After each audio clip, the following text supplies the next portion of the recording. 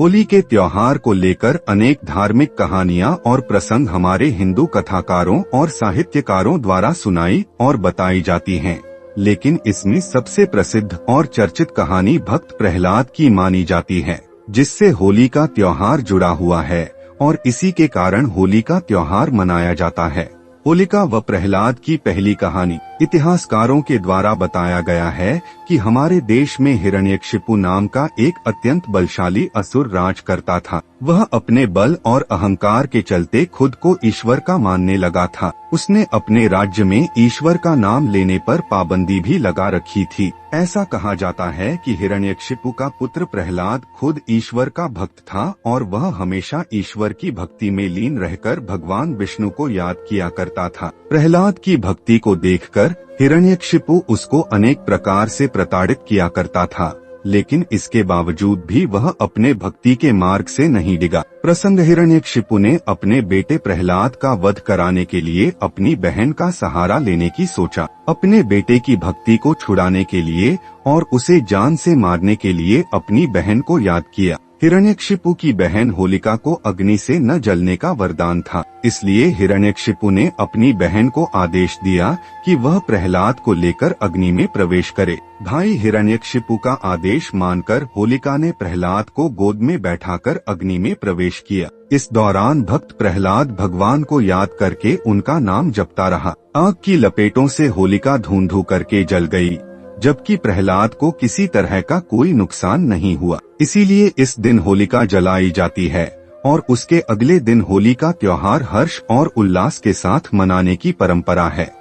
ढूंढा नाम की एक राक्षसी की दूसरी कथा। होली का त्योहार मनाने के लिए राजा रघु के राज्य में ढूंढा नाम की एक राक्षसी की कथा प्रचलित है, जिसे भगवान शिव से अमरत्व का वरदान मिला था। ढूंढा नाम की एक राक्षसी ने महादेव की पूजा करके प्रसन्न किया और एक ऐसा आशीर्वाद लिया जिससे वह लगभग अमरत्व हासिल कर लिया था। उसने भोलेनाथ से यह वरदान मांगा था कि उसको देवता, दैत्य और शस्त्रों से अवध्य कर दीजिए। साथ ही उस पर गर्मी, सर्दी, बरसात, दिन रात, घर बाहर सभी स्थानों से अभय की प्राप्ति हो जाए। इस पर शिवजी ने पूछा कि तुमने पागलों और बालकों से भी अभय क्यों नहीं मांगा? तो ढूंढा नाम की राक्षसी ने हंसते हुए कहा था कि पागल तो पागल होता है, वह उसका कुछ नहीं बिगाड़ सकता और बालकों से उसको कोई खतरा नहीं है, क्योंकि बच्चे उसको बहुत प्रिय हैं।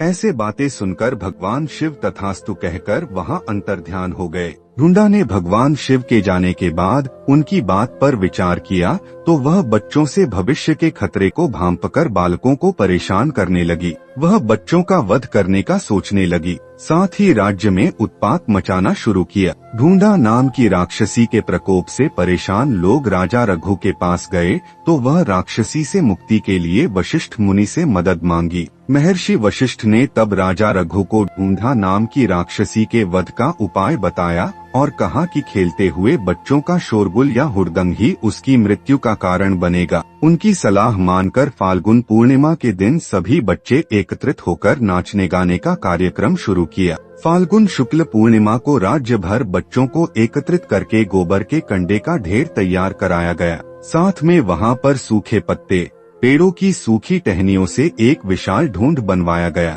इसी के आसपास एकत्रित होकर बच्चों ने हुड़दंग मचाना शुरू किया। इस दौरान बच्चों का झुंड देखकर ढूंढा नाम की राक्षसी वहां पहुंची और गांव के लोगों द्वारा बनाए गए ढूंढ में छिप गई। तभी मंत्र से ढूंढ में अग्नि जला दी गई। ऐसा करते ही ढूंढा राक्षसी उसी में जलकर राख हो गई। तभी से ढूंढ बनाकर होलिका जलाने का कार्य किया जा रहा है।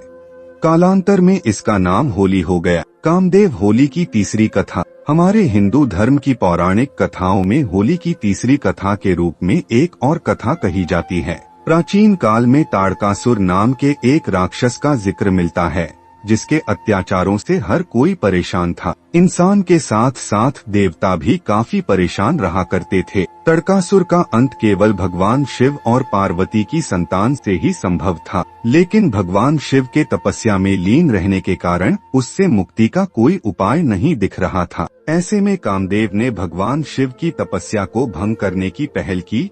जिससे उनकी हरकत से नाराज भोलेनाथ ने कामदेव को भस्म कर दिया। इसके बाद जब कामदेव की पत्नी रति ने शिवजी से माफी मांगकर अपनी प्रार्थना की तो शिवजी ने कामदेव को अगले जन्म में भगवान श्री कृष्ण के पुत्र प्रद्युम्न के रूप में लोक कल्याण के लिए जन्म लेने का वरदान दिया। ऐसा कहा जाता है कि शिवजी की तपस्या भंग होने और तारकासुर के वध की संभावनाओं को देखकर देवताओं ने रंगों से उत्सव मनाया था। इसी उत्सव को कालांतर में होली का त्योहार कहा गया। पूतना वध की कथा होली की चौथी कथा। इसके साथ साथ भगवान कृष्ण के अनुयायी यह भी मानते हैं कि भगवान श्री कृष्ण ने इसी दिन पूतना नामक राक्षसी का वध किया था और कंस के द्वारा भेजी गई राक्षसी का अंत करने की खुशी में गोप गोपियों एक साथ मिलकर रासलीला की थी, साथ ही रंगों का उत्सव मनाया था। तब से पूरे ब्रज में होली का यह पर्व मनाया जाता है।